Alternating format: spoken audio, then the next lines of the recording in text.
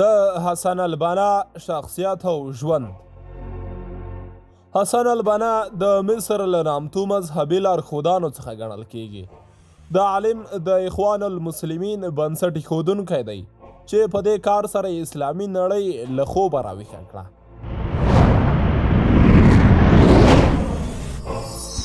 د افغان دعوت د شخصیت پیژندنې لړۍ په دې ویډیو کې د اسلامي نړۍ دا ویاړلی او نامتو شخصیت امام حسن البنا در پیژنو. مهرباني وکړئ افغان دعوت چینل سبسکرایب او د ویډیو په شریکولو سره زموږ ملاتړ وکړئ. دی په 1906 میلادي کال د مصر په محمودیه کلي کې په یوه متدینه او علم دوسته کورنۍ کې وزیږید. په ماشوموالي کې د قرآن کریم حفظ وکړ او د 14 کلونو په عمر د قاهرې په دارالعلوم کې داخل سو او په 1920 میلادي کال کې له نوموړي دارالعلوم څخه خپل سند ترلاسه کړ. السائرون على السبيل جيل يسلم بعد جيل ما ضرهم قتل ولا أسر فقد بقي القليل. کله چې حسن البنا له خپل کلي څخه د قاهرې پر لور را وخوځېد نو د ده پر حساس طبیعت باندې د ښار غیر اسلامي کړو ژور اغیز وکړه. ده ولیدل چې مصر په اخلاقي لحاظ د اروپا یوه برخه کېدونکې ده او د فرعونیانو ده ورته بیا بلنه روانه ده. د دا خبره محسوس کړه چې دین پوهان خو د دین اول اعمالو او اخلاقي زوال پر وړاندې خپله کرکه او نفرت ښکاره کوي او وعظ او نصیحت هم کوي، خو داسې کومه ټولنه او یا ګوند یې ونه لید چې د دین اوله کارونو پر خلاف غږ پورته. د اخوان المسلمون بنسټ ایښودنه د په 1928 میلادي کال د اسماعیلیه په ښار کې چیرې چې د له زده کړې وروسته د ښوونکي په توګه دنده ترسره کوله د اخوان المسلمون په نامه د یوه ګوند بنسټ کېښوده.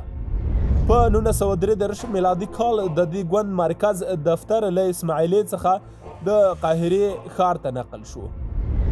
حسن البنا اعلان وکړ چې د اسلام پیغام نړیوال پیغام دی او د ژوند یو بشپړ نظام هم. د اخوان المسلمون د غورځنګ په واسطه د خپلې دغې لارې ته د عملي جامې اغوستلو کار پیل کړ.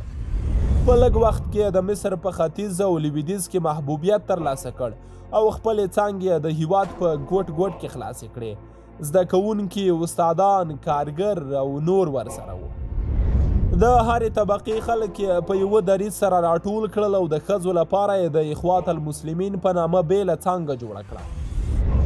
اخوان ښوونځي هم جوړ کړل او په ټولنیزو چارو کې هم ښه برخه واخیسته.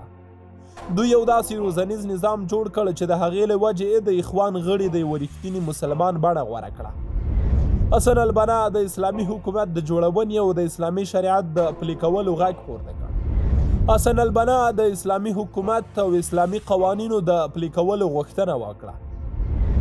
ده وویل چې له 50 کالو څخه په مصر کې نه اسلامي قوانین ازمویل کیږي او دا قوانین ډیر سخت ناکام شوي دي، نو په دې ډول اوس باید د اسلامي شریعت تجربه وکړای شي. دا په خبره ډېر ټینګار کاوه چې د اوسني مصر قانون او دستور سرچینې سپېڅلي کتاب و سنت نه بلکې اروپایي هیوادونو دستور او قوانین دي چې له اسلام سره سراسر په ټکر کې دي. حسن البنا په مصریانو کې د جهاد روح پوکړ او د دې سرلیک لاندې یوه رساله هم ولیکل او دا یې پکې ولیکل چې د مصر یو نامتو عالم امام بدرالدین عیني د بخاري شرح کوونکي به یوه کال جهاد ته تلو، یو کال به یې ښوونه او روزنه کې بوخت و، په بل کال به د حج فریضې لپاره مکې مکرمې ته تلو. د دویمې نړیوالې جګړې پیل پورې د اخوان المسلمون بلنه په ختیځ کې ښه په شور او زور سره روانه وه او تقریبا ټول عربي هیوادونه یې تر خپل سیوري لاندې راوستي وه. مصر هیواد وه. د نړیوالې جګړې څخه وروسته اخوان المسلمون په سیاسي ډګر کې په پراخه پیمانه هلې ځلې پیل کړې. په 1948 میلادي کال د فلسطین څخه د بریتانیا له وتلو سره سم چې بریتانیا د فلسطین د خپلواکۍ اعلان وکړ نو اخوان المسلمین د دې اعلان د بشپړولو غوښتنه وکړه.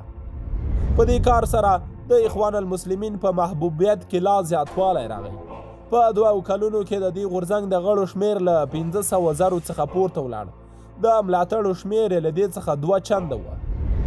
اخوان ورځ تر ورځې د خلکو په زړونو کې ځای نیوه.